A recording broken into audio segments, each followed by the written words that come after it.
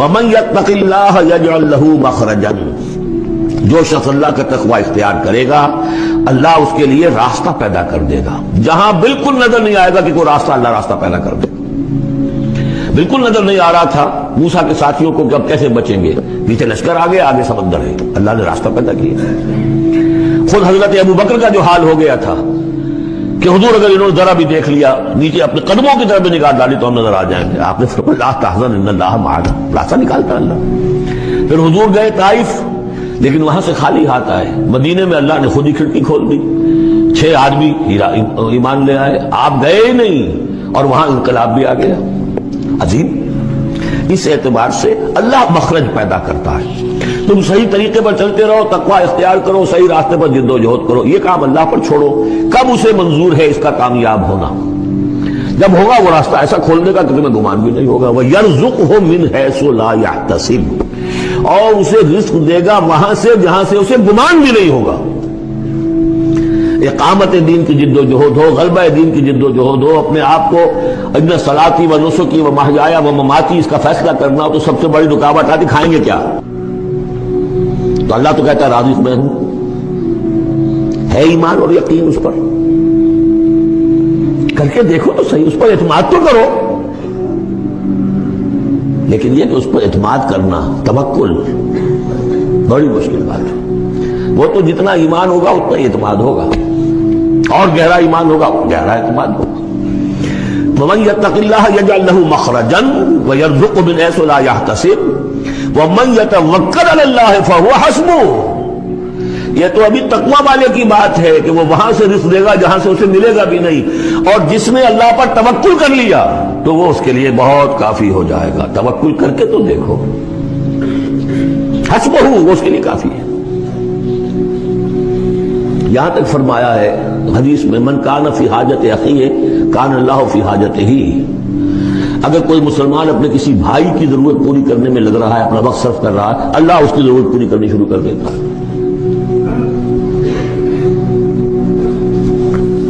فکر ماں در کار ماں آزار ماں، کار ساز ماں بے فکر کار ماں، یہ فارسی شاعری کے اندر یہ دینی حقائق ہیں۔ کار ساز ماں بے فکر کار ماں، میرا کارساز میرے کاموں کی فکر کر رہا ہے، میں نے اپنے آپ کو اس کے کام کے لیے لگا دیا۔ وہ دنیا میں بھی ذرا سا بھی کوئی شریف انسان ہوگا، آپ اس کے ہو جائیں وہ آپ کو چھوڑ دے گا پھر کہیں؟ شرافت ہو، مروت ہو اس میں، آپ اللہ کے بن کر تو دیکھیے۔ پھر وہ کارساز ہے، کارساز ماں بے فکر کار ماں، فکر ماں در کار ماں آزار ماں، جب میں اپنے معاملات کی فکر خود کرتا ہوں، کوئی نہ کوئی ٹھوکر کھاتا ہوں، کوئی نہ کوئی غلطی کرتا ہوں، آزار اپنے سر کے اوپر پیدا کر لیتا ہوں۔ اپنے آپ کو حوالے کرو، اس کا نام ہے تفویض الامر الی اللہ، افوض امری الی اللہ ان اللہ بصیر بالعباد۔ ان اللہ بالغ امرہ، اللہ تعالیٰ تو اپنا معاملہ تو پورا کر کے ہی رہتا ہے، وہ تو دین کو غالب کرنا ہی ہے۔ کون اس کے اندر نفع کما گیا، کون محروم رہ گیا، یہ ان کی قسمت ہے۔ ابو بکر اور عمر اور عثمان اور علی اور عبد الرحمن ابن عوف یہ اپنی بازی جیت گئے، ابو جہل ابو لہب محروم رہ گئے۔ یہ تو اب ان کا معاملہ ہے، اللہ تو اپنی بات پوری کرا دے گا، اور اس دنیا کے ختم ہونے سے پہلے پہلے پورے کل ارضی پر اللہ کا دین غالب ہوگا، یہ ہونا ہے۔ دیکھنا یہ ہے کہ تم اس بہتی گنگا میں کو ہاتھ دھونے کو تیار ہو یا نہیں، یا تم محرومین کی فہرست میں اپنے آپ کو لانا چاہتے ہو۔ بس اپنا تن من دھن لگا دو اس کے اندر، تمہاری ہڈیوں کا چورا ہو کر بھی اس نئی تعمیر کی بنیادوں میں اگر لگ جائے تو بہت بڑی کامیابی ہے۔ قد جعل اللہ لکل شیء قدرا، بہت عمدہ مقام ہے، اللہ نے ہر چیز کے لیے ایک اندازہ مقرر کیا ہوا ہے، کب اللہ کی مدد آئے گی یہ بھی اس نے طے کیا ہوتا ہے۔ You have to qualify. Pre-qualification conditions ہیں، تب مدد آئے گی، یوں نہیں آتی مدد۔ اپنا سب کچھ لگا دو، پھر کہو کہ اللہ میری 15 برس کی کمائی کل میدان میں میں نے وجود ڈالی ہوئی ہے، 15 برس کی کمائی، دن کی اور رات کی کوششیں ہیں میری، صبح اور شام کی کوششیں ہیں میری، 15 برس وہ میدان میں میں نے لا کے ڈال دی۔ تب پکارو اللہ کو۔ اپنا مال بچا کے رکھنا ہے، اپنی مستقبل کو بھی بچانا ہے، اپنی اولاد کو بھی بچانا ہے اور اللہ کا دین غالب ہو جائے. کہیں نام لکھا کے کسی جماعت میں شامل ہو کر بڑا تیر مار دیا. گویا کہ اللہ تعالیٰ تو جانتا ہی نہیں کتنی کنٹریبیوشن ہے, کتنا اثار ہے, کتنی قربانی ہے, کتنا وقت ہے, کتنی محنت ہے, اللہ جانتا ہے. باقی اس نے ہر چیز کا ایک اندازہ مقرر کیا ہوا ہے. اصل معجزہ کسے کہتے ہیں؟ جسے کوئی نبی چیلنج کے ساتھ پیش کرتا ہے کہ یہ ہے میری رسالت کا ثبوت, آؤ مقابلہ کر لو. حضرت موسیٰ علیہ السلام کے جو اصل معجزے تھے وہ دو تھے. ایک عصا جس کا کہ مقابلہ کیا, آپ کو معلوم ہے کہ فرعون نے تمام جو جادوگر تھے پوری مملکت کے انہیں جمع کیا اور مقابلہ کیا. تو جس چیز کو کہ پیش کیا جائے چیلنج کے ساتھ کہ آؤ تو مقابلہ کر لو, وہ اصل معجزہ ہوتا ہے اس نبی اور رسول کا. تو حضور صلی اللہ علیہ وسلم کا اصل معجزہ, یعنی معجزات, آپ یہ مغالطے میں مبتلا نہ ہو, میں بقیہ معجزات کی نفی نہیں کر رہا, یہ واقعات اپنی جگہ حق ہیں کہ حضور کو پتھر سلام کرتے تھے. حضور صلی اللہ علیہ وسلم جس کھجور کے تنے کے ساتھ ٹیک لگا کر خطبہ دیا کرتے تھے, جبکہ ابھی مسجد نبی میں ممبر نہیں بنا تھا. جب تعداد زیادہ ہو گئی مسلمانوں کی اور ضرورت محسوس ہوئی کہ ذرا بلند مقام پر کھڑے ہو کر آپ خطبہ ارشاد فرمائیں, تو پھر وہ ممبر بنا کر رکھا گیا. پہلے مرتبہ جب آپ ممبر پر چڑھ رہے تھے خطبہ دینے کے لیے, تو اس کھجور کے سوکھے تنے میں سے ایسی آواز آئی جیسے کوئی بچہ بلک بلک کر رو رہا ہو کہ وہ سعادت جو مجھے حاصل رہی تھی آج تک میں محروم ہو گیا. تو یہ انبیاء کا مقام ہے. مولانا روم نے اسی لیے کہا ہے کہ فلسفی کو منکر حنانہ است, از حواس انبیاء بیگانہ است.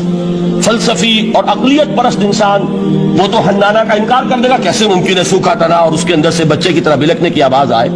لیکن یہ اس لیے کہ وہ انبیاء کے خصوصی احوال جو ہے ان کو جانتا نہیں. اس قسم کے خرق عادت واقعات حضور کی زندگی میں بھی بے شمار ہوئے, لیکن حضور کا وہ معجزہ جس میں تحدی کے ساتھ چیلنج کے انداز میں کہا گیا کہ آؤ مقابلہ کرو, وہ صرف اور صرف قرآن ہے. چنانچہ آپ سورہ بنی اسرائیل میں دیکھیں گے, قُلْ لَئِنِ اجْتَمَعَتِ الْإِنسُ وَالْجِنُّ عَلَىٰ أَن يَأْتُوا بِمِثْلِ هَٰذَا الْقُرْآنِ لَا يَأْتُونَ بِمِثْلِهِ وَلَوْ كَانَ بَعْضُهُمْ لِبَعْضٍ ظَهِيرًا. اے نبی چیلنج کر دیجئے, اگر تمام انسان اور تمام جن مل کر یہ چاہیں کہ اس قرآن جیسی کوئی تصنیف کر دیں, تو چاہے وہ ایک دوسرے کا کتنی بھی اس میں مدد کریں اور تعاون کریں, وہ ہرگز قرآن جیسی کتاب تصنیف نہیں کر سکتے. اس سے آگے بڑھ کر یہ بات کہی گئی, اچھا پورا قرآن نہیں لا سکتے, اس قرآن کی طرح کی 10 صورتیں ہی تصنیف کر لو. جب اس کا بھی جواب نہیں دیا گیا تو جسے کہتے ہیں برسبیل تنزل, اور پنجابی میں کہتا ہے کہ برے کو گھر تک پہنچانا, وہ برے کو گھر تک پہنچانے کے لیے فرمایا ایک صورت ہی بنا لاؤ. یہ سورہ ہود میں اور سورہ یونس میں یہ مضمون آیا, اور پھر سورہ بقرہ میں ہجرت کے بعد جو پہلی سورت نازل ہوئی اس میں پھر اس کو دوہرا دیا گیا, وَإِن كُنتُمْ فِي رَيْبٍ مِّمَّا نَزَّلْنَا عَلَىٰ عَبْدِنَا فَأْتُوا بِسُورَةٍ مِّن مِّثْلِهِ وَادْعُوا شُهَدَاءَكُم مِّن دُونِ اللَّهِ إِن كُنتُمْ صَادِقِينَ. کہ اگر تمہیں کوئی شک ہے اس کتاب کے بارے میں جو ہم نے نازل فرمائی ہے, شک کیا ہوگا؟ شک اسی بات میں ہوگا کہ شاید یہ محمد کا اپنا کلام ہے صلی اللہ علیہ وسلم, یا کوئی اور انسان ہے جو انہیں سکھا پڑھا رہا ہے. اگر تمہیں اس نوعیت کا کوئی شک ہے تو اس جیسی ایک صورت بنا لاؤ. فَأْتُوا بِسُورَةٍ مِّن مِّثْلِهِ, اور نوٹ کیجئے گا سورۃ العصر بھی صورت ہے, سورۃ الکوثر بھی صورت ہے.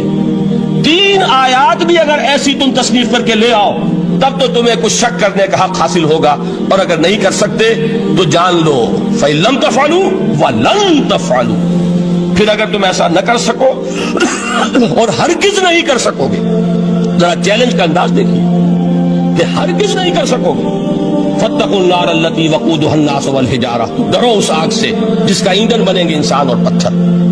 اب اس بات کو سمجھیے کہ تاریخی حقیقت ہے یہ, جس کا کوئی کافر انکار نہیں کر سکتا, کہ وہ کوئی شخص اس چیلنج کو قبول کرنے کی جرات نہیں کر سکا. اگر جھوٹ موٹ کو بھی کوئی کھڑا ہو جاتا اور کہتا کہ ٹھیک ہے میں نے یہ ایک صورت بنائی ہے اور میرا دعویٰ یہ ہے کہ یہ قرآن جیسی ہے, تو ایک کنٹروورسی تو پیدا ہو جاتی نا. کچھ لوگ چاہے کہتے کہ نہیں یہ قرآن کے سطح کی نہیں ہے, لیکن یہ کہ اس کا دعویٰ تو ہو جاتا.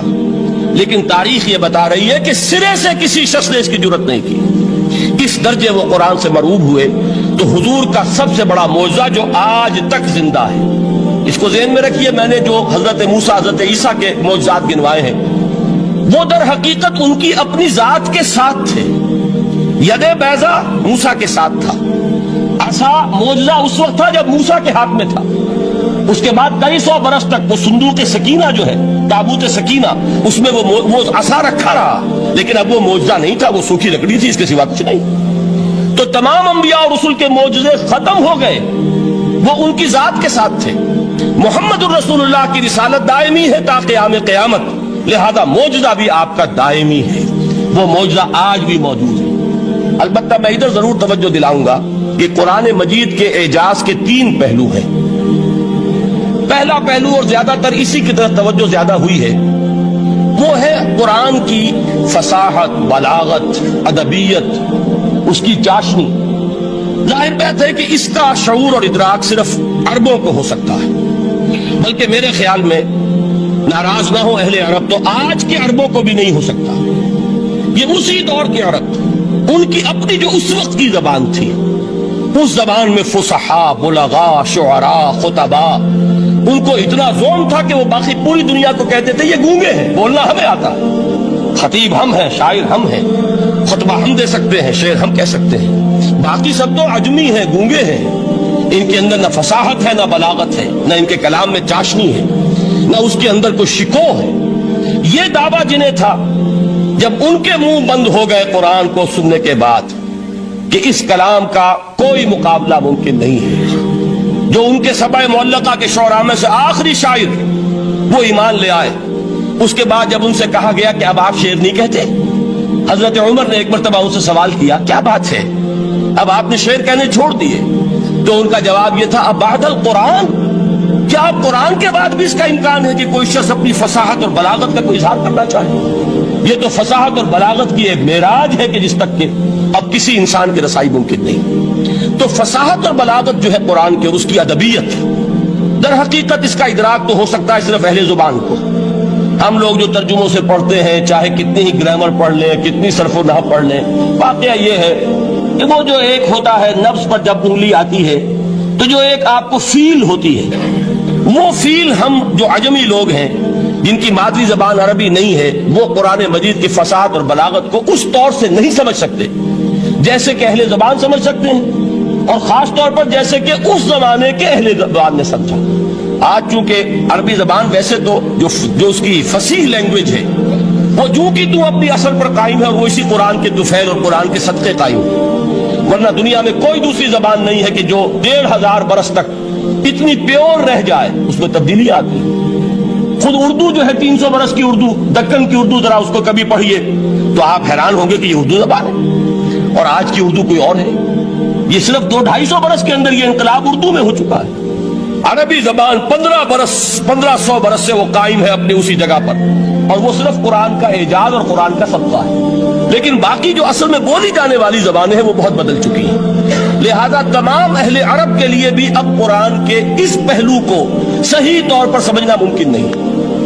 قرآن کی جو اعجاز کے 2 پہلو ہیں، وہ ہے در حقیقت جو میری اور آپ کی توجہ کے خاص طور پر در حقیقت حقدار ہیں، اور ہمیں ان کی طرف توجہ کرنی چاہیے. بدقسمتی سے اس کی طرف عام طور پر علماء نے توجہ نہیں کی، اس کی صرف ادبیت ہی کا چرچا ہوتا ہے. اصل میں قرآن مجید علم انسانی کی معراج، فکر، فلسفہ، حکمت، قرآن کی ابدی حکمت، قرآن کا ابدی فلسفہ، قرآن انسانی مسائل کا جو حل دیتا ہے. قرآن نے سوشل سائنسز میں جس طریقے سے رہنمائی کی ہے، یہ 2 پہلو ہیں اس کے اعجاز کے، جس کی کہ آج ہمیں ضرورت ہے کہ ہم اس کا شعور اور ادراک حاصل کریں. اس کے ضمن میں خاص طور پر علامہ اقبال کا نام لینا چاہتا ہوں. میرے نزدیک اس دور میں قرآن مجید کے اس اعجاز اور اس کے ایک معجزہ ہونے کے لیے سب سے بڑی دلیل علامہ اقبال کی شخصیت ہے. وجہ کیا ہے کہ علامہ اقبال علماء کے طبقے میں سے نہیں تھے. ظاہر بات ہے کہ جن کا پورا جو ہے جن کی زندگی گزرتی ہو قال اللہ و قال الرسول میں، ان کے دلوں میں عظمت قرآن کی، ان کے دلوں میں حضور کی محبت، یہ تو سمجھیے کہ ہونی ہی چاہیے. ان کے شب و روز اسی میں گزرتے ہیں. لیکن یہ کہ ایک ایسا شخص جس کی تعلیم ہے کالجوں کی، یونیورسٹیوں کی، جس نے مشرق اور مغرب کے فلسفے کھنگال ڈالے، وہ شخص، اور وہ بھی اس دور میں جبکہ ہم پر مغرب سے مروبیت بہت شدید تھی. آج تو وہ مروبیت بہت کم ہو چکی ہے. آج تو ہمارا عام نوجوان جو ہے وہ آنکھوں میں آنکھیں ڈال کر بات کرتا ہے. اس میں خود اعتمادی ہے. ہمارا بھی اپنا ایک معاشی نظام ہے, ہمارا اپنا ایک سیاسی نظام ہے, ہمارا ایک اپنا سماجی نظام ہے, ہماری اپنی سوشل ویلیوز ہیں. آج کا نوجوان الحمدللہ احیاء اسلام کی وہ جد و جہد جو ہے وہ مرحلہ در مرحلہ بہرحال آگے بڑھ رہی ہے. وقت لگے گا لیکن یہ کہ اس میں یقیناً ترقی ہوئی ہے. اسی کا مظہر یہ ہے کہ خود اعتمادی ہے. We have confidence. ہم جانتے ہیں کہ اسلام ایک دین ہے, مکمل دین ہے, اس کے پاس زندگی کے تمام مسائل کا حل ہے. لیکن یہ ہے آج 1985 کی بات. علامہ اقبال اس صدی کے آغاز میں گئے ہیں یورپ, جبکہ ہم محکوم تھے انگریز کے. ایک حاکم قوم کے ہاں جا کر, اس سے مروبیت کتنی شدید اس وقت تھی, جو جاتا تھا اکثر و بیشتر جو ہے واپس آتا تھا تو کھڑے ہو کر پیشاب کرنا ضروری سمجھتا تھا, اس لیے کہ اس نے وہاں پر لوگوں کو یہی کرتے دیکھا. ان کا لباس, ان کی وضاحت, ان کی تہذیب, ان کا تمدن, ہر طرح سے ان کے گن گاتا ہوا, ان کے لیے وہ بہت قصیدے جو ہیں تعریف کے کہتا ہوا آتا تھا. لیکن ایک علامہ اقبال کی شخصیت وہ ہے کہ وہ یہ خود کہتے ہیں کہ میں اس آگ میں ڈالا گیا ہوں مثل خلیل. مغربی تہذیب کے اس الاؤ میں مجھے اس طرح ڈالا اللہ نے جیسے کہ حضرت ابراہیم کو آگ میں ڈلوایا. میں اس تہذیب کے اس الاؤ کے اندر سے ہو کر آ رہا ہوں, اور میں نے یہ دیکھ لیا ہے کہ یہ تہذیب کھوکھلی ہے, اس کے اندر کوئی پائیداری نہیں ہے. نظر کو خیرہ کرتی ہے تب چمک تہذیب حاضر کی, یہ صناعی مگر جھوٹے نگوں کی ریزہ کاری ہے. اور دیار مغرب کے رہنے والوں خدا کی بستی دکان نہیں ہے, کھڑا جسے تم سمجھ رہے ہو وہ اب ذرے کا معیار ہوگا. تمہاری تہذیب اپنے خنجر سے آپ ہی خودکشی کرے گی, جو شاخ نازک پہ آشیانہ بنے گا لا پائیدار ہوگا. اب آپ اندازہ کیجئے وہ شخص جو بنیادی طور پر فلسفی ہے, فلسفے کا طالب علم ہے, وہ جرمنی اور انگلستان میں جا کر فلسفے کھنگالنے کے بعد اسے اگر تسکین حاصل ہوئی, اس کے جو علم کی پیاس تھی اگر اسے سیری حاصل ہوئی تو صرف قرآن کے ذریعے سے. نہ کہیں جہاں میں اما ملی, جو اما ملی تو کہاں ملی میرے جرم خانہ خراب کو تیرے عفو بندہ نواز میں. یہ وہ شخص ہے آخری زندگی میں ان کا کام صرف ایک رہ گیا تھا, قرآن کی تلاوت. بڑے بڑے فلسفی ملنے آتے تھے علامہ اقبال سے ملنے, وہ سمجھتے تھے بڑی لائبریری ہوگی, جیسے بڑے وکیل اس کی لائبریری آپ کو معلوم ہے کتنی جلدیں رکھی ہوگی, خوبصورت جلدیں بنی ہوئی, ایسے ہی کوئی بڑا فلسفی, بڑا پروفیسر, اس کی سٹڈی, اس کی کتابیں بڑی مرغوب کن ہونی چاہیے. لیکن علامہ اقبال کے ہاں سب کتابیں اٹھوا دی تھی انہوں, صرف ایک کتاب رہ گئی. اور سید نذیر نیازی کا نام آپ نے سنا ہوگا, انہوں نے جب یہ گواہی دی ہے, یہ واقعہ شاید آپ کے علم میں نہ آیا ہو, یہ بہت اہم واقعہ ہے. وہ یہ لکھتے ہیں کہ میں نے ایک مرتبہ علامہ سے پوچھا کہ کچھ لوگ اعتراض کرتے ہیں یا یہ خیال ظاہر کرتے ہیں کہ آپ نے اپنا فلسفہ خودی نیٹشے سے لیا ہے, کوئی کہتا فلاں سے لیا ہے, کوئی کہتا فلاں سے لیا ہے, کچھ آپ خود بتا سکیں گے کہ آپ کے فلسفہ خودی کی سورس کیا ہے؟ تو علامہ نے کہا کہ اچھا کل فلاں وقت آ جانا تو میں تمہیں لکھوا دوں گا, ڈکٹیٹ کرا دوں. تو سید نذیر نیازی کہتے ہیں کہ میں بہت خوش ہوا کہ یہ سعادت میرے حصے میں آ رہی ہے کہ علامہ اقبال خود مجھے تحریر کرائیں گے کہ میرے فلسفے کی سورس کیا ہے, میں نے کہاں سے اخذ کیا ہے. دوسرے روز وہ گئے, حاضر ہوئے, بڑے ہی ارمانوں کے ساتھ پینسل اور کاپی لے کر بیٹھے. علامہ نے فرمایا ذرا قرآن مجید نکال لاؤ. وہ قرآن مجید لائے, حیران ہوئے, یہ فلسفے کا سورس مجھے ڈکٹیٹ کرانے چلے تھے, یہ قرآن مجید کہہ رہے. کہا کہ ذرا سورۃ الحشر اس کا آخری رکوع, وَلَا تَكُونُوا كَالَّذِينَ نَسُوا اللَّهَ فَأَنسَاهُمْ أَنفُسَهُمْ أُولَٰئِكَ هُمُ الْفَاسِقُونَ. اے لوگوں, ان لوگوں کے مانند نہ ہو جانا جنہوں نے اللہ کو بھلا دیا تو اللہ نے انہیں اپنی خودی سے غافل کر دیا, اپنے آپ سے بیگانہ بنا دیا. یہی ہیں لوگ جو فاسق ہیں. علامہ نے کہا میرے فلسفے کی سورس یہ میں آپ کو بتانا چاہتا ہوں. اس معنی میں میں کہتا ہوں کہ اس دور میں علامہ اقبال کی شخصیت کو میں اعجاز قرآن کا سب سے بڑا مظہر سمجھتا ہوں. ایک شخص 20ویں صدی عیسوی کی شخصیت, اور پھر یہ کہ وہ کہیں مسجد اور کسی مدرسے کے ماحول میں پلا بڑھا نہیں ہے بلکہ اسکولوں اور کالجوں میں اور یونیورسٹیوں میں, اور صرف ہندوستان میں نہیں انگلستان اور جرمنی کی یونیورسٹیوں میں رہا, جس نے اپنا لوہا منوایا ہے. وہ شخص اگر یہ کہتا ہے کہ میرے لیے فکر کی بنیاد, میرے فلسفے کی سورس, میری تمام سوچ کی رہنمائی جو ہے وہ اس کتاب نے کی ہے, تو معلوم ہوا کہ واقعتاً یہ قرآن مجید آج بھی معجزہ ہے. یہ بات تو ہوئی فلسفے اور فکر کے اعتبار سے. دوسرا پہلو جو اپلائیڈ پہلو ہے اس دور کے اعتبار سے وہ اہم تر ہو گیا ہے. انسان کے لیے جو پیچیدہ تمدنی مسائل ہیں، سیاسی مسائل کو کیسے حل کیا جائے، معاشی مسائل کا حل کیسے ہو، سماج میں توازن کیسے ہو، مرد اور عورت کے درمیان توازن کیسے ہو. ہوتا کیا ہے، یا عورت بھیڑ بکری کی طرح کی ملکیت بن جاتی ہے. ہمارے ہاں اردو میں جو اس کا محاورہ ہے کہ جوتی کی نوک، یہ اس کی حیثیت ہو جائے گی، یا دوسری طرف عورت کلوپیٹرا بن کر قوموں کی قسمتوں سے کھیلے گی. دنیا میں یہ دو انتہائیں ہوئی. کہاں نقطہ عدل کہاں ہے، کیسے بیلنس جو ہے اسٹرائک کیا جائے، مردوں کے حقوق اور فرائض اور خواتین کے حقوق اور فرائض، اس میں صحیح ترین ایکویشن ہے کیا.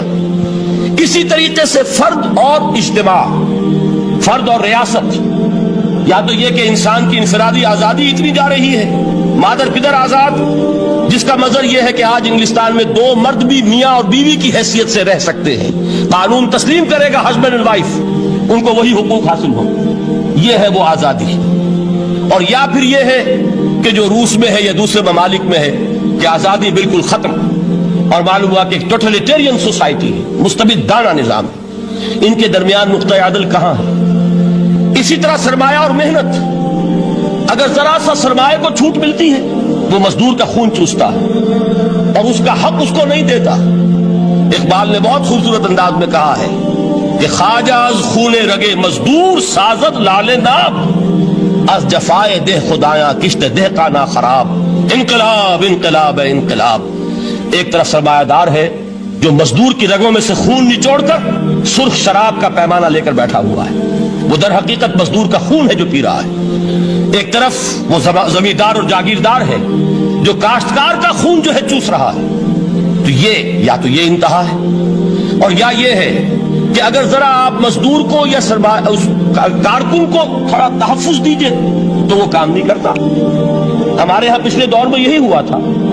میں یہ برملا کہتا ہوں، آج بھی آپ کے سامنے کہہ رہا ہوں کہ بھٹو نے واقعہ یہ ہے بہت بڑا کارنامہ سر انجام دیا تھا. اس نے مزدور کو ایک سیلف ریسپیکٹ دی تھی، کاشتکار کو اپنی عزت کا احساس دیا تھا کہ میں بھی انسان ہوں، میرے بھی حقوق ہیں. لیکن نتیجہ اس کا نیگیٹو نکلا. مزدور نے کام کرنا چھوڑ دیا، معیشت کی گاڑی ختم ہو گئی. وہ چیز کہ جو متوازن ہو، جس میں مزدور کو اس کا حق مل رہا ہو اور پسینہ خشک ہونے سے پہلے اس کی جائز مزدوری اس کو مل گئی ہو، جس میں کہ انسان کسی سرمایہ دار کی رعیت بن کر نہ رہ جائے. دوسری طرف یہ کہ سرمایہ کے لیے بھی جو اس کا صحیح ہے کہ اس کو انسینٹیو ملے، وہ میدان میں آئے، اس کے اندر رسک لینے کے جو ہے وہ صلاحیت پیدا ہو. ان دونوں چیزوں کو کیسے متوازن کیا جائے؟ واقعہ یہ ہے کہ یہ ہے وہ پیچیدہ مسائل جن کا حل قرآن میں ہے. ہماری بدقسمتی کیا ہے کہ ہم نے خود ان چیزوں کے لیے دوسروں کے سامنے جھولی پساری ہوئی. ہم دوسروں سے بھیک مانگ رہے ہیں. ہمارا حال کیا ہوا تھا اس صدی کے شروع میں؟ مصطفیٰ کمال پاشا نے جب ترکی میں اسلام کے آئلی قوانین بھی منسوخ کیے، نوٹ کیجئے اس کو، یہ اسی صدی کے وہ صدمے ہیں جو ہم نے اٹھائے ہوئے ہیں. اور گاہے گاہے باز خواہ یہ قصہ پاری نہ رہا، تازہ خواہی داشتن گرداغ ہائے سی نہ رہا. اس صدی میں کیا نہیں ہوا؟ عربوں کی ریوولٹ ترکوں کے خلاف، ان کے پیٹھ میں جو خنجر گھونپا، اور ایک انگریز، ایک کرنل لارنس کی وہ ساری شرارت، اس کے نتیجے میں ایک عظیم مملکت عثمانیہ، سلطنت عثمانیہ، دی گریٹ آٹومان امپائر، اس کے چیتڑے اڑ گئے. اور اس کے بعد وعدے کیے تھے عربوں سے کہ ہم تمہیں حکومت دیں گے. ہوا کیا کہ ان کے چھوٹے چھوٹے ٹکڑے کیے اور تقسیم کر لیے. مغربی سامراج کا دور شروع ہو گیا. اس کا ایک رد عمل مصطفیٰ کمال پر اس درجے شدید ہوا، اس نے ہر چیز جس کا تعلق عربوں سے تھا اس کو ختم کر دیا، ملک بدل کر دیا. عربی میں اذان نہیں ہوگی، عربی میں نماز نہیں پڑھی جائے گی. اور اسی کے ضمن میں یہاں تک گیا کہ فیملی لاز بھی رومن لاز جو ہے وہ نافذ کیے. تو یورپ کے اخبارات نے اس وقت یہ طنز کیا تھا مسلمانوں پر، یہ مسلمان عجیب قوم ہے، کہتے یہ ہے کہ ہمارے پاس دنیا کا بہترین ضابطہ ہے، بہترین قانون ہے، ہمارے قانون سے بہتر کسی کا قانون نہیں. اور حال یہ ہے کہ فیملی لاز کے لیے بھی یہ ہم سے بھیک مانگ رہے ہیں، ہم سے وہ قوانین لے کر اپنے ہاں نافذ کر رہے ہیں. آج بدقسمتی سے اکثر و بیشتر مسلمان ممالک کا حال یہی ہے. آج ہم ان سے بھیک مانگ رہے ہیں. کہیں جمہوریت کی بھیک ہے، کہیں سوشلزم کی بھیک ہے، کہیں کسی اور سماجی نظام کی بھیک ہے، کہیں مرد اور عورت کی کامل مساوات کا ایک نظریہ ہے، شانہ بشانہ چلنے والا فلسفہ ہے، جو خالص مغرب کی تہذیب کی ایک بھیک ہے جو مانگی جا رہی ہے۔ کاش کہ آج قرآن کے اس اصل اعجاز کی طرف، جو اس کا اصل معجزہ اس دور کے لیے، میں نے عرض کیا کہ اعجاز قرآنی کا وہ معجزہ کہ وہ فصاحت اور بلاغت کی معراج ہے، وہ یا تو اپریشیٹ کر سکتے ہیں اہل عرب، اور اہل عرب میں سے بھی حقیقت میں وہ جو قدیم جاہلی شاعری کے جاننے والے ہیں جو بہت کم رہ گئے اب، وہ جان سکتے ہیں کہ جب قرآن نازل ہوا تو کیوں زبانیں گنگ ہو گئی تھی، کیوں کوئی ایک شخص جھوٹ موٹ کو بھی مدعی بن کر نہیں آ سکا کہ یہ میں نے قرآن کی جیسی ایک کتاب یا قرآن جیسی ایک سورت یا قرآن کی طرح کے چند جملے میں نے موضوع کر دیے ہیں۔ لیکن دوسرا پہلو ہے فکر اور فلسفہ، اس کے اعتبار سے جس کا سب سے بڑا ثبوت اس دور میں علامہ اقبال، اور تیسرا پہلو ہے Islamic social sciences, political science, economics, sociology, اس میں جو کچھ قرآن نے دیا ہے، جو آج بھی انسان کی رہنمائی کے لیے بہترین نظام ہے، اس نظام کو ہم سمجھے، اسے دنیا کے سامنے پیش کریں، تب در حقیقت قرآن مجید کا اعجاز سامنے آئے۔ یہ دو پہلو تو میں نے عرض کیے ہیں کہ جو کسی غیر مسلم کو بھی نظر آئیں گے۔ قرآن کا پریزروڈ ہونا، اس کی انٹیگریٹی، اوتھینٹسٹی، یہ چیزیں وہ ہے کہ جو سب نے مانی۔ قرآن کے ذریعے تاریخ انسانی کا عظیم ترین انقلاب برپا ہونا، یہ وہ بات ہے کہ جو کسی اندھے کو بھی دیکھنی پڑتی ہے، اس حقیقت کا اعتراف دشمن کو بھی کرنا پڑتا۔ میں یاد دلا دوں آپ کو، ایچ جی ویلز، آپ نے نام سنا ہوگا، سائنٹیفک فکشن میں اس کا بڑا اونچا مقام ہے، لیکن اس نے تاریخ نسل انسانی پر بھی دو کتابیں لکھی، a short history of the world اور a concise history of the world. Concise history of the world میں وہ شخص حضور کے ذکر پر جب آتا ہے تو میں صرف ذکر کر رہا ہوں، نقل کفر نہ باشد، اس نے حضور کی شخصیت پر بڑے رقیق حملے کیے ہیں، بڑے گھٹیا حملے کیے ہیں۔ حضور کی خاص طور پر تعدد ازدواج کا جو معاملہ ہے، یہ کڑوی گولی ان کے حلق سے اتر نہیں سکتی، اس لیے کہ ان کا آئیڈیل ہے حضرت مسیح اور حضرت یحییٰ، جان دی بیپٹسٹ اینڈ جیسس آف نزارت۔ ان دونوں نے ایک شادی بھی نہیں کی، تجرد کی زندگی بسر کی، لہذا ایک شادی بھی ان کے نزدیک گھٹیا فعل ہے۔ تو حضور نے تو کی ہیں 11 شادیاں، 11 نکاح آپ کے۔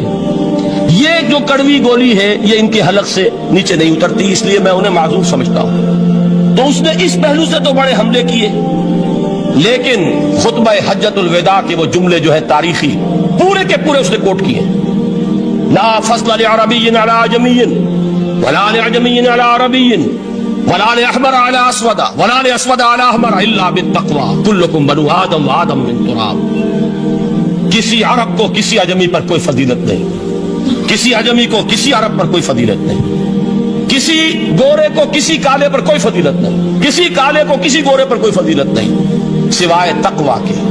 تم سب کے سب آدم کی اولاد ہو اور آدم مٹی سے بنائے گئے تھے۔ یہ الفاظ لکھ کر کہتا ہے کہ جہاں تک human fraternity, equality and freedom, تین الفاظ نوٹ کیجئے، انسانی حریت، انسانی مساوات، انسانی اخوت، کہتا ہے جہاں تک ان تین چیزوں کے واز ہیں، سرمنز کا تعلق ہے، وہ تو دنیا میں پہلے بھی بہت کہے گئے۔ عیسائی ہونے کے باوجود خاص طور پر نام لیتا ہے جیسس آف نزارت۔ سرمنز تو حضرت مسیح کے ہاں بھی بہت مل جائیں گے کہ تمام انسان برابر ہیں، سب کو بھائی بھائی ہونا چاہیے، سب انسان آزاد ہیں، تمیز بندہ و آقا فساد آدمیت ہے۔ لیکن وہ کہتا ہے کہ یہ ماننا پڑتا ہے تاریخ انسانی میں پہلی مرتبہ ان اصولوں پر ایک انسانی معاشرہ قائم کیا محمد نے صلی اللہ علیہ وسلم۔ یعنی حضور کے ساتھ یہ معاملہ ایمپٹی سلوگنز کا نہیں، یہ صرف باز نہیں ہے، یہ صرف سرمنز نہیں ہے، یہ ایمپٹی سلوگنز نہیں ہے۔ He translated these things into actuality۔ ایک حقیقت، ایک واقعے کی شکل دی ہے محمد نے صلی اللہ علیہ وسلم۔ وہ معاشرہ پیدا کیا جس میں انسانی اخوت، انسانی مساوات اور انسانی حریت، یہ تینوں اقدار بتمام و کمال موجود تھی۔ یہی وجہ ہے اس صدی میں نوٹ کیجئے، گاندھی جی، موہن داس کرم چند گاندھی، جس کو آج پوری دنیا میں تسلیم کیا جاتا ہے، عالم عرب میں بھی مہاتما گاندھی کی بڑی عزت ہے۔ پنڈت نہرو کا کسی زمانے میں استقبال ہوا تھا ریاض میں، تو ہمیں بہت غصہ آیا تھا کہ مرحبا برسول السلام، welcome to the prophet of peace. یہ الفاظ تھے کہ جن سے پنڈت نہرو کا استقبال ہوا تھا. غصہ ہمیں بہت آیا, یہ رسول کا لفظ استعمال کر دیا انہوں نے. بعد میں ہم نے سوچا بھائی رسول کے معنی ان کے ہاں ایلچی کے ہیں, تو انہوں نے اس کو اپنی جو بھی غلطی میں سمجھا یا صحیح سمجھا اس کو چھوڑ دیجئے, میں کوئی سیاسی گفتگو نہیں کرنا چاہتا. انہوں نے سمجھا کہ یہ شخص اس وقت امن کا پیغامبر ہے, لہذا اس کو ویلکم کیا.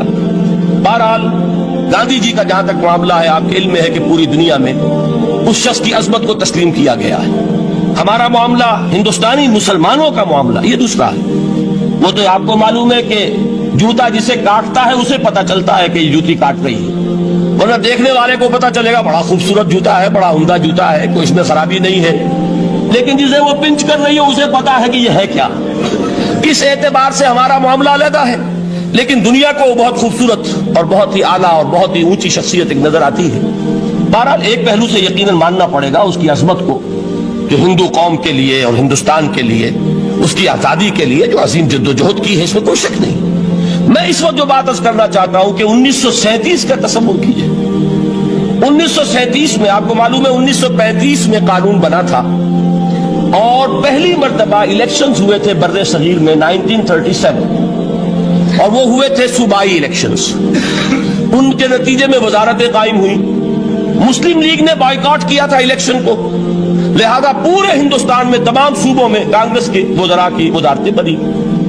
ہریجن اخبار میں ایک مقالہ لکھا تھا گاندھی جی نے اس وقت, جس میں کہ ان کانگریسی وزراء کے سامنے نصیحت کے انداز میں یہ بات رکھی تھی کہ آج جب کہ آپ لوگوں کو اختیار مل رہا ہے اور حکومت, یہ پہلی انسٹالمنٹ تھی جو انگریزوں نے دی تھی ہمیں, سیلف رول یا ہوم رول کی پہلی انسٹالمنٹ تھی, تو جو بھی تمہیں اختیارات مل رہے ہیں اس میں میں تمہارے سامنے حضرت ابو بکر اور حضرت عمر کی مثال رکھتا ہوں. یہ ہے وہ بات کہ جادو وہ جو سر چڑھ کر بولے.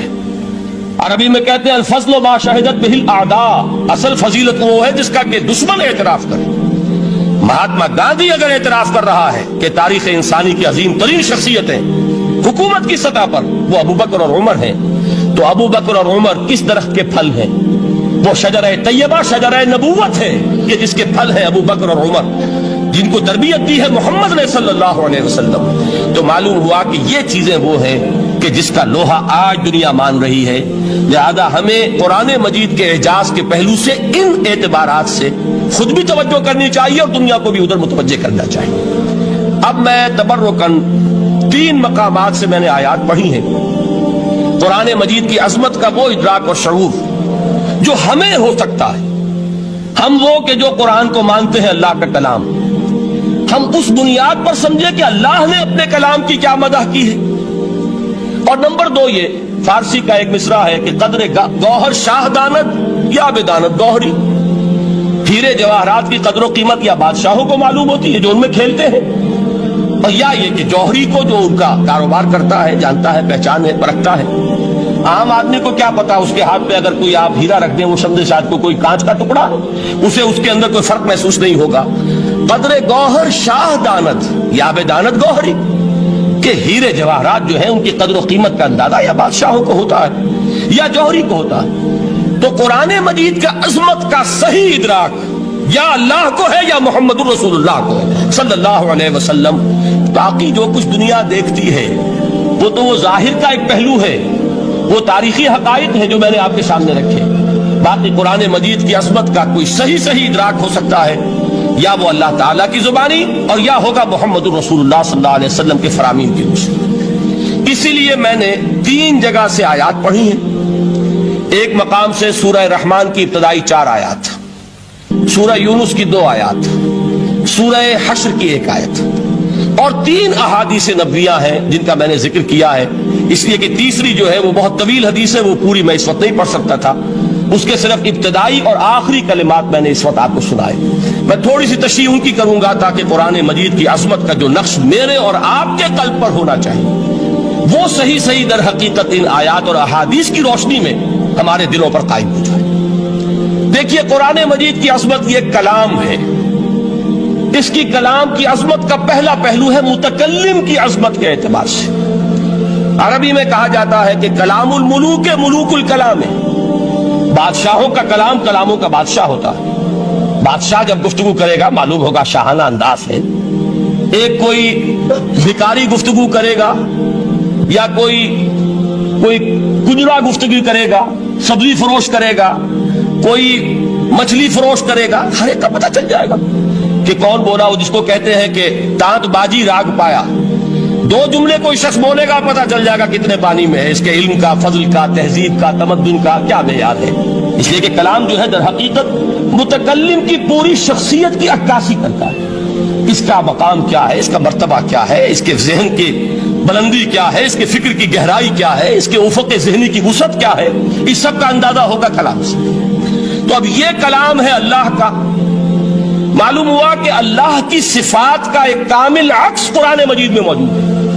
یہ بات سمجھیے، اس کو قرآن نے کس طرح بیان کیا، یہ وہ لطیف حقائق ہیں جن کے لیے قرآن مجید تمثیل کا پیرایا اختیار کرتا ہے۔ اب سورہ حشر کی تمثیل کیا ہے؟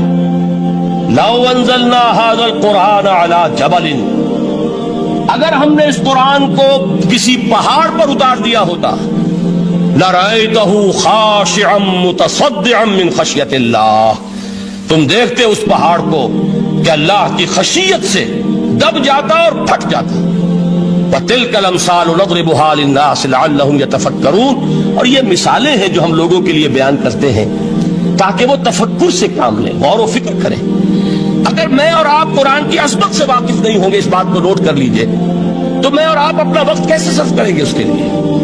انسان کا ایٹیچیوڈ بڑا یوٹیلیٹیرین ہے، آج کے انسان کا خاص طور پر۔ وہ کسی ایسے ہی کام کے لیے وقت لگائے گا جس میں اس کے لیے فائدہ ہو، اور اس فائدے کی چیز اگر نہیں ہے تو اس کی طرف متوجہ نہیں ہوگا۔ اگر قرآن مجید کی عظمت کا ہمیں ادراک ہو جائے تو ہم اپنا پورا وقت اس کے لیے وقف کر دیں گے، اس کو سمجھیں گے، اس کی گہرائیوں میں غوطہ زنی کریں گے، جیسے اقبال نے کہا کہ قرآن میں ہو غوطہ زن اے مرد مسلمان۔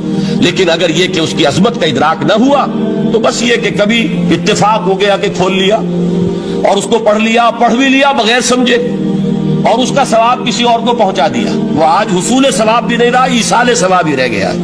ورنہ یہ کہ بہرحال علامہ اقبال نے جو اس پر پھپتی چست کی ہے کہ بآیا تشترا کارے جزی نیست کے از یاسین او آسا بمیری، اس قرآن کی عظیم آیات سے اے مسلمان آج تیرا سروکار صرف اتنا رہ گیا ہے کہ کوئی شخص مر رہا ہو، عالم نزا میں ہو، تو اس کو یاسین سنا کر اس کی جان جلدی سے نکال دو، آسانی سے نکل جائے، بس یہ سروکار رہ گیا۔ میں یہ نہیں کہتا کہ نہ پڑھی جائے، حضور نے فرمایا ہے پڑھنی چاہیے، لیکن صرف یہ نہیں ہے اس کا مصرف، یہ تو انسانی زندگی کی رہنما کتاب بن کر نازل ہوئی ہے، اس کے اوپر اس اعتبار سے توجہ تم نہیں کر رہے ہو، بلکہ تمہاری اس کے ساتھ جو ہے دلچسپی صرف کتنی رہ گئی ہے۔ تو پہلی بات یہ کہ یہ سمجھیے کہ قرآن نے یہ تمثیل اختیار کی اپنے عظمت کے بیان کے لیے۔ اگر ہم نے اس قرآن کو پہاڑ پر اتار دیا ہوتا تو تم دیکھتے کہ وہ پھٹ جاتا اور دب جاتا۔ اب اس کو سمجھیے، القرآن یفسر بعضہ بعضا، قرآن کا ایک حصہ دوسرے حصے کی تفسیر کرتا ہے۔ سورہ اعراف میں واقع آیا ہے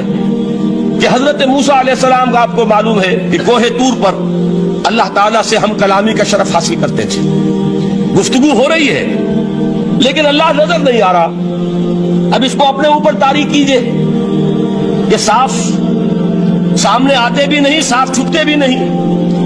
یہ جو صورتحال تھی کہ اگر کسی کی آپ آواز سن رہے ہیں، کلام سن رہے ہیں، سامنے نہیں آ رہا، تو آپ کے دل میں خواہش پیدا ہوگی کہ ذرا سے یہ پردہ بھی اٹھا دیا جائے، مجھے دیدار بھی حاصل ہو جائے۔ لہذا سورہ اعراف میں ہے جب کئی بار یہ شرف ہم کلامی حاصل ہوا اللہ سے، تو حضرت موسیٰ علیہ السلام نے بڑی ہمت سے کام لیا، بڑی جرت کی، درخواست کر دی، رب ارینی انظر الیک، یہ جو پردہ بیچ میں حائل کیا ہوا ہے پروردگار، تو میرا شوق دیکھ، میرا اشتیاق دیکھ، تو مجھے ذرا دیدار بھی عطا ہو جائے۔ اس پر کیا بات کہی گئی؟ لن ترانی، موسیٰ تم مجھے ہرگز نہیں دیکھ سکتے، تم اس جسد ظاہری کے ساتھ، اس جسد مادی کے ساتھ، ان عنصری آنکھوں سے میرا دیدار نہیں کر سکتے۔ ولیکن انظر الی الجبل، دیکھو ہم تمہیں ایک مثال دیے دیتے ہیں، ذرا اس پہاڑ کی طرف دیکھو، ہم اپنی ایک تجلی اس پر ڈالیں گے۔ فَإِنِ اسْتَقَرَّ مَكَانَهُ فَسَوْفَ تَرَانِي، اگر وہ پہاڑ ہماری تجلی کو جھیل جائے، تحمل کر لے، تو تم بھی سوچنا کہ شاید ہمیں دیکھ سکو۔ اس کے بعد ہوا کیا؟ فَلَمَّا تَجَلَّى رَبُّهُ لِلْجَبَلِ جَعَلَهُ دَكًّا وَخَرَّ مُوسَىٰ صَعِقًا، جب اللہ تعالیٰ نے پہاڑ پر اپنی ایک تجلی ڈالی تو وہ پہاڑ جو ہے پھٹ گیا. اور موسیٰ، اب دیکھیے براہ راست تجلی موسیٰ پر نہیں ہے، یہ انڈائریکٹ مشاہدہ ہے تجلی ربانی کا کہ جو پہاڑ پر ہوئی ہے، اور پہاڑ کی جو کیفیت ہوئی ہے اس کے مشاہدے سے حضرت موسیٰ بے ہوش ہو کر گر گئے. وَصَعِقَ مُوسَىٰ خَرَّ مُوسَىٰ صَعِقًا. یہ ہے وہ مثال جو یہاں دی ہے قرآن کے لیے. لَوْ أَنزَلْنَا هَذَا الْقُرْآنَ عَلَىٰ جَبَلٍ لَرَأَيْتَهُ خَاشِعًا مُتَصَدِّعًا مِنْ خَشْيَةِ اللَّهِ. نتیجہ کیا نکلا؟ انفر کیجئے، استدلال، استنتاج. نتیجہ یہ نکلا کہ جو تاثیر تجلی ذات ربانی کی ہے وہی تاثیر کلام ربانی کی ہے. صرف یہ ہے کہ ہمیں اس کا شعور نہیں، ہمیں اس کا ادراک نہیں. یہ بالکل ذات کی تجلی کی جو تاثیر تھی وہی قرآن خود بیان کر رہا ہے کہ اس کلام ربانی کی. اس کو بھی علامہ اقبال نے خوب کہا ہے، فاش گویم آنچ در دل مزمرست. صاف کہہ دیتا ہوں جو کچھ میرے دل میں ہے. این کتابیں نیست چیزیں دیگرست. اسے کتاب نہ سمجھ بیٹھنا قرآن کو، یہ کتاب نہیں ہے، کچھ اور ہے. کچھ اور کیا ہے؟ مثل حق پنہاؤ ہم پیداستو زندہ پائندہ گویاستو. یہ تو جیسے اللہ تعالیٰ کی ذات ہے، مثل حق، ذات حق سبحانہ و تعالیٰ کی طرح یہ زندہ ہے، پائندہ ہے. مثل حق، پائندہ گویاستو، یہ جو ہے زندہ ہے، یہ متکلم ہے، کلام نہیں ہے. کل صفات ربانیہ جو ہیں ظاہر اور باطن، مثل حق بنہا، ظاہر و بنہا، اور حی و قیوم جیسے اللہ کی ذات ہے، وہی صفات اس کلام کی ہیں. اور اس کے بعد وہ شعر آیا تھا جو میں پہلے سنا چکا ہوں، چوں بجاں در رفت جاں دیگر شبت. جب یہ قرآن کسی انسان کے اندر سرایت کر جاتا ہے، اس کے دل پر نازل ہوتا ہے. دیکھیے یہ الفاظ آپ کو کہیں اور نہیں ملیں گے.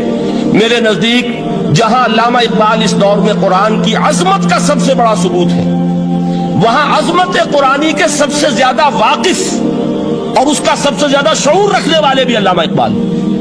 یہ الفاظ آپ کو کہیں نہیں مل سکیں گے کہ مثل حق پنہاؤ ہم پیداستو زندہ پائندہ گویاستو چوں بجاں در رفت جہاں دیگر شود جہاں چو دیگر شد جہاں دیگر شود. جب یہ انسانوں کے اندر سرایت کر جاتا ہے، ان کے اندر ایک انقلاب آ جاتا ہے، اور یہ اندر کا انقلاب ہے جو ایک عالمی انقلاب کا پیش خیمہ بنتا ہے. آپ آرڈیننس کے ذریعے سے نمازیں پڑھوائیں گے تو پھر نماز وہی پڑھی جائے گی جو آفس ٹائم میں آئے گی، باقی اور کیوں پڑھیں گے؟ وہ تو آرڈیننس کے ذریعے سے پڑھائی جا رہی ہے نا. اس کا حشر تو وہ ہوگا جو ہمارے ہاں دیکھا جا چکا ہے.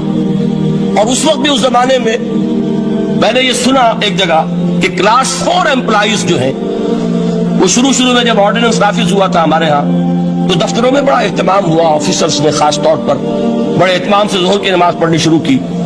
لیکن مجھے بتایا گیا کہ کلاس 4 امپلائیز جو ہیں ہمارے، یہ ڈرائیورز ہیں، پی-انز ہیں، یہ کھڑے ہنستے رہتے ہیں، شریک نہیں ہوتے. میں نے ان سے کہا وہ اس لیے کہ انہیں معلوم ہے کہ آپ بھی تو یہی پڑھ رہے ہیں صرف نماز، باقی آپ کے ڈرائیور سے اور آپ کے خانسامہ سے یہ بات چھپی ہوئی نہیں ہے کہ عصر آپ نے بھی نہیں پڑھنی، یہ صرف زور ہے جو آپ پڑھ رہے ہیں. تو یہ اصل میں اندر کا انقلاب جب تک نہ آئے، باہر کا ٹھوسا ہوا انقلاب، وہ تو جب پریشر ہٹ جائے گا تبدیلی ختم ہو جائے گا. چوں بجاں در رفت جاں دیگر شبت، اندر انقلاب آئے. جب اندر تبدیلی ہو جائے گی اب انسان کا پورا وجود بدلے گا، پھر اس کے اندر سے تبدیلی جو ہے وہ ابھرے گی، اسے کسی خارجی دباؤ کی ضرورت نہیں ہوگی. جہاں جو دیگر شد جہاں دیگر شود. اور جب انسانی شخصیتوں کے اندر یہ انقلاب اندر سے آتا ہے تو پھر وہ عالمی انقلاب بنتا ہے. جیسے کہ محمد رسول اللہ کا انقلاب.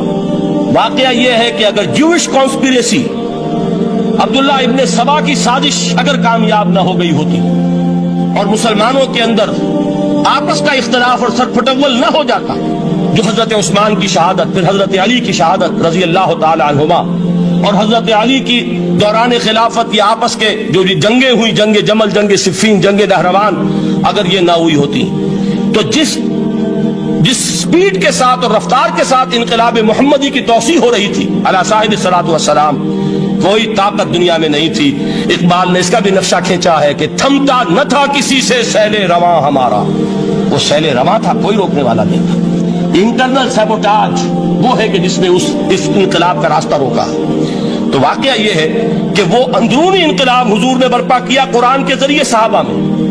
اندر سے جو انقلاب تھا اس نے عرب میں ایک انقلاب کی شکل اختیار کی، اور یہ انقلاب جو ہے اتنی اپنے اندر قوت رکھتا تھا، اتنی پوٹینشیلٹی تھی اس کی، کہ وہ 20 برس کے اندر اندر کہاں آکسس دریائے جیہوں، کہاں اٹلانٹک، تصور تو کیے تاریخ میں اس سے پہلے اتنی بڑی کوئی مملکت قائم ہوئی نہیں، کہاں یمن اور کہاں ایشیائے کوچک، ایشیا مائنر ٹرکی، یہاں سے وہاں اور وہاں سے یہاں، اتنی عظیم مملکت حضرت عثمان رضی اللہ تعالیٰ عنہ کے خلافت میں ہو چکی تھی۔ یہ بات اگر یہ چلتا معاملہ آگے تو کوئی قوت اب نہیں رہی تھی، سلطنت روما ختم ہو چکی تھی، سلطنت کسرا ختم ہو چکی تھی، بخشتے اڑ گئے تھے، اب کون سی طاقت رہ گئی تھی جو سیلاب کا راستہ روکتی ہے؟ یہ وہ یہودی سازش ہے جس نے اندر سے سیبوٹاج کیا۔ بہرحال یہ ہے انقلاب محمدی کا طریقہ، اندر سے تبدیلی۔ اسی کو علامہ اقبال نے کہا ہے، تیرے ضمیر پہ جب تک نہ ہو نزول کتاب، گرہ کشا ہے نہ راضی نہ صاحب کشاف۔ یہ قرآن اب بھی تم ایسے محسوس کرو کہ جیسے تمہارے دل پر نازل ہو رہا ہے۔ اور مجھے یاد آیا امام ابن قیم رحمۃ اللہ علیہ، ان کا ایک بڑا پیارا جملہ ہے، وہ کہتے ہیں قرآن کے بعض پڑھنے والے ایسے ہیں کہ جب وہ قرآن کو پڑھتے ہیں تو یوں محسوس کرتے ہیں کہ قرآن مصحف میں لکھا ہوا نہیں ہے، ان کے اپنے دل کے اوپر کندہ ہے، دل کے اوپر سے پڑھ رہے ہیں، یعنی اتنی کامل مطابقت وہ محسوس کرتے ہیں، اپنی فطرت، ہیومن نیچر اور قرآن کے اندر اتنی مطابقت ہے، اس طرح وہ ٹیلی کرتے ہیں ایک دوسرے کے ساتھ کہ محسوس ہوتا ہے کہ وہ کتاب ان صفحات میں لکھی ہوئی نہیں ہے بلکہ لوح قلب پر لکھی ہوئی ہے کہ جہاں سے وہ انسان اسے پڑھ رہا ہے۔ تو پہلی بات تو قرآن مجید کی آیت کے حوالے سے اس پہلو سے ہمارے سامنے آئی کہ جو تاثیر ہے ذات ربانی کی تجلی کی، وہی تاثیر ہے اس قرآن مجید کی، بشرطے کہ ہمارے دل جو ہیں وہ کچھ اپنے اندر اس استعداد اور صلاحیت کو پیدا کر لیں۔ دوسرا مقام ہے سورہ یونس کا۔ اب کسی کلام کی عظمت کا دوسرا پہلو ہو سکتا ہے اس کی افادیت کے اعتبار سے، اس سے فائدہ کیا ہوگا نوع انسانی کے لیے۔ دیکھیے 2 آیات، یہ عظیم خزانے ہیں عظمت قرآن کے۔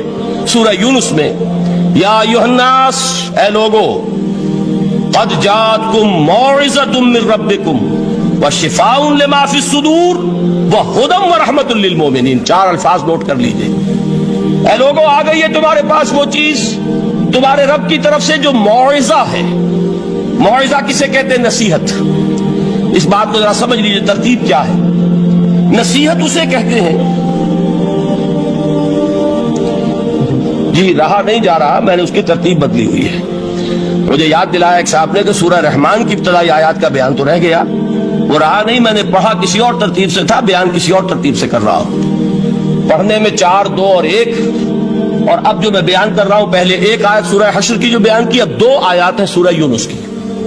لوگوں، تمہارے پاس آ گئی ہے تمہارے رب کی طرف سے موعظت، اور تمہارے سینوں کے اندر جو روگ ہیں ان کے لیے علاج۔ توجہ کیجئے گا، ہم نے قرآن کو کیا سمجھا ہے؟ صرف ایک مقدس کتاب، ایک حصول ثواب یا ایصال ثواب کا آلہ۔ قرآن ہے کیا؟ نمبر 1 موعظہ۔ موعظہ کسے کہتے ہیں؟ وعظ اسے کہتے ہیں وہ بات جس سے دل نرم ہو جائے، دل کے اندر گداز پیدا کرنے والی شے۔ وجہ کیا ہے؟ اعلیٰ سے اعلیٰ حکیمانہ بات کسی سے کہی جائے، دل سخت ہے، اثر نہیں ہوگا، ایک کرسٹ آ جاتا ہے انسان کے دل کے اوپر۔ جیسے کہ یہود کے علماء کے بارے میں فرمایا گیا، ثم قست قلوبکم فہی کالحجارۃ او اشد قسوۃ وان من الحجارۃ لما يتفجر منه الانہار وان منها لما يهبط من خشیۃ اللہ وان منها لما يشقق فيخرج منه الماء۔ اے لوگوں، پھر تمہارے دل سخت ہوتے چلے گئے، پھر وہ پتھروں کے مانند سخت ہو گئے، بلکہ ان سے بھی زیادہ سخت، اس لیے کہ پتھروں میں تو وہ بھی ہوتے ہیں کہ جو اللہ کے خوف سے گر جاتے ہیں، پتھروں میں وہ بھی ہوتے ہیں کہ جو اللہ کی خشیت سے پھٹ جاتے ہیں، ان میں سے پانی بہ نکلتا ہے۔ پتھر تو اس طرح کے ہیں، لیکن انسان کا دل جب سخت ہو جائے، جب پتھر بن جائے، تو کوئی شے دنیا کی اس کی سختی کا مقابلہ نہیں کر سکتی۔ پہلے اس سختی کو نرم کریں گے، جیسے زمین ہے چٹیل زمین، اس زمین کے اندر ہل چلے گا تو بارش جو ہے فائدہ دے گی، اس کو آپ زمین کو نرم کرتے ہیں تاکہ وہ بارش کو جذب کرے، ورنہ چٹیل زمین ہے سخت، وہ پانی بہ جائے گا اور وہ زمین کے اندر جذب نہیں ہوگا۔ تو پہلا لفظ استعمال کیا موعظہ۔ یہ قرآن واعظ ہے، نصیحت ہے، دلوں کو نرم کرتا ہے، دلوں پر جو کرفٹ آ گیا ہے سخت، اسے توڑتا ہے، اس میں ہل چلاتا ہے۔ پھر کیا کرتا ہے؟ پھر جب یہ جذب ہوتا ہے شفاء لما فی الصدور، جو سینے کے روگ ہیں ان کے لیے شفا ہے۔ اب آپ غور کیجئے گا، علامہ اقبال نے انہی دو اعتبارات سے مسلمانوں کا مرثیہ کہا ہے کہ مسلمانوں نے اس قرآن کو نہ موعظہ کے لیے استعمال کیا اور نہ تزکیہ نفس کے لیے استعمال کیا، بلکہ اس کو تو صرف بنا لیا ہے وہ جان آسانی سے نکالنے کا نسخہ یا ایصال ثواب کا آلہ۔ چنانچہ کہتے ہیں واعظ کے لیے واعظ دستاں زن و افسانہ بند، واعظ جو ہیں ہمارے داستانے کہتے ہیں، افسانے کہتے ہیں، قصے کہتے ہیں، لطیفے کہتے ہیں، معنی او پست و حرف او بلند، اس کے بیان میں معنی تو ہوتے ہیں بہت ہی گھٹیا نیچے کے پست، الفاظ کا شکو ہوتا ہے، الفاظ بہت اونچے ہوتے ہیں۔ از خطیب و دیلمی گفتارے او با ضعیف و شاذ و مرسل کارے او، سارا باز و نصیحت جو ہو رہا ہے وہ ضعیف حدیثوں کے ذریعے سے، ضعیف روایات، روایات بخاری کی ہو، مسلم کی ہو، ترمذی کی ہو، ابن ماجہ کی ہو، کہاں خطیب بغدادی اور دیلمی وہ کتابیں کہ جن کی کوئی سند نہیں ہے، وہاں کی روایات کے ذریعے سے لوگوں کو تذکیر کرنے کی کوشش کر رہے ہیں۔ با ضعیف و شاذ و مرسل کارے ہو، ضعیف روایات، شاذ روایات، مرسل روایات جن کا سلسلہ روایت محمد الرسول اللہ تک متصل نہیں ہے، اس کے ذریعے سے کر رہے ہیں، حالانکہ موعظہ سب سے بڑا موعظہ یہ قرآن تھا۔ قرآن کہتا ہے خود فذکر بالقرآن من یخاف وعید، اے محمد صلی اللہ علیہ وسلم آپ اس قرآن کے ذریعے نصیحت کیجئے، یہ قرآن ہے جو دلوں کی سختی کو ختم کرے گا، گداز پیدا کرے گا۔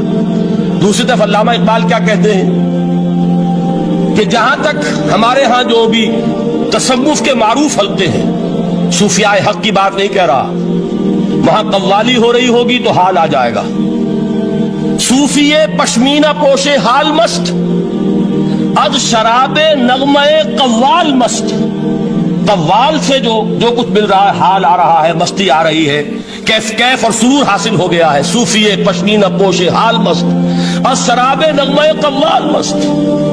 لیکن یہ کہ اس کی محفل میں درنمی سازت بقرآن محفلش، اس کی محفل میں قرآن کا کہیں گزر نہیں ہے، جبکہ محمد الرسول اللہ صلی اللہ علیہ وسلم کی بھی ایک محفل ہوتی تھی، محفل سماع۔ وہ محفل سماع کیا تھی؟ حضور صحابہ سے فرمائش کر کر کے قرآن سنتے تھے۔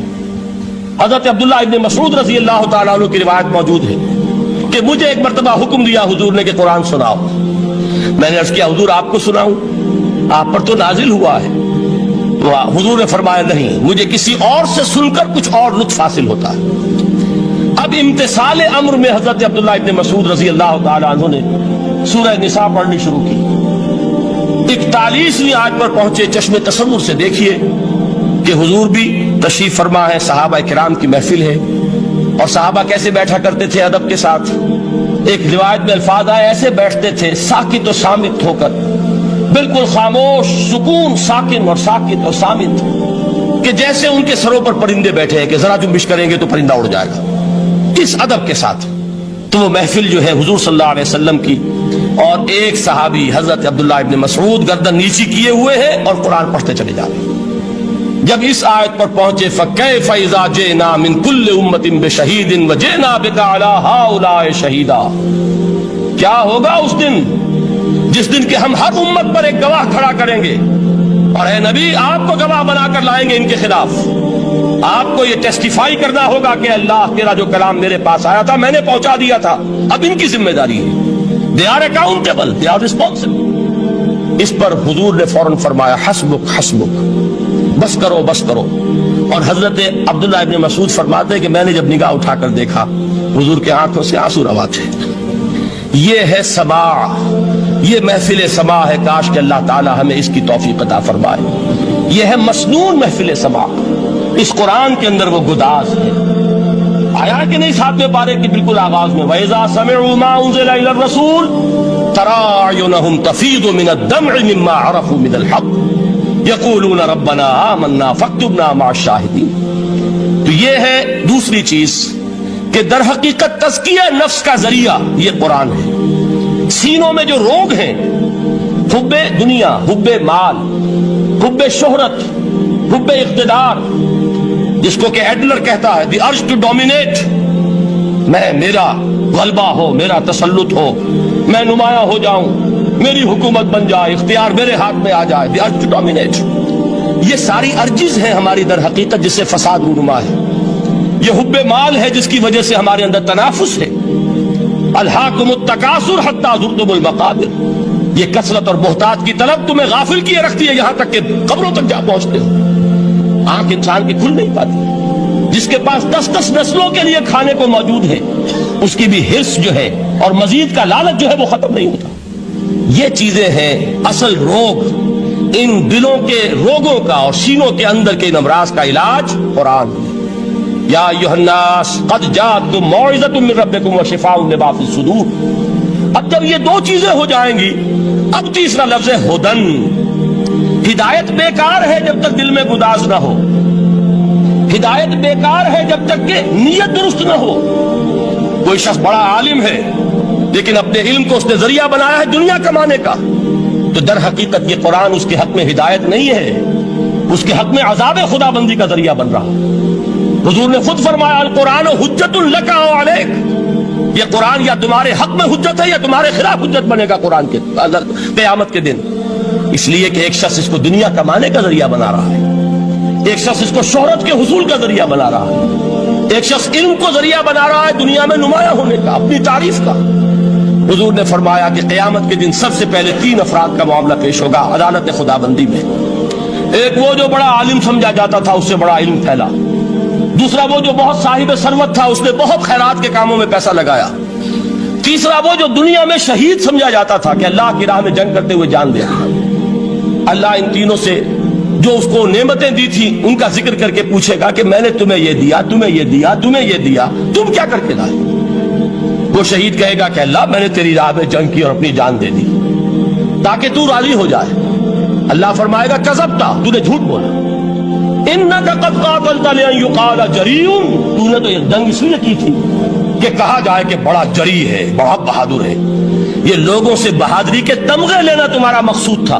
وقد قیل, وہ کہا جا چکا ہے, اب یہاں تمہارے لیے کچھ نہیں. اور فرشتوں کو حکم ہوگا اور وہ اوندے منہ اس کو گھسیٹتے ہوئے جہنم میں جھونک دیں. دنیا میں شہید سمجھا جا رہا ہے, آخرت میں جہنمی.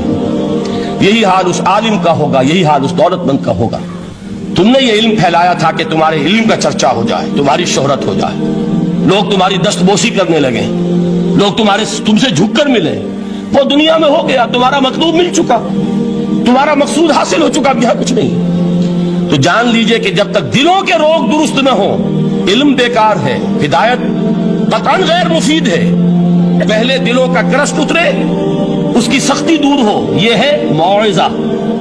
دلوں کے اندر سے حب جاہ, حب دنیا, حب مال نکلے, یہ ہے تزکیہ.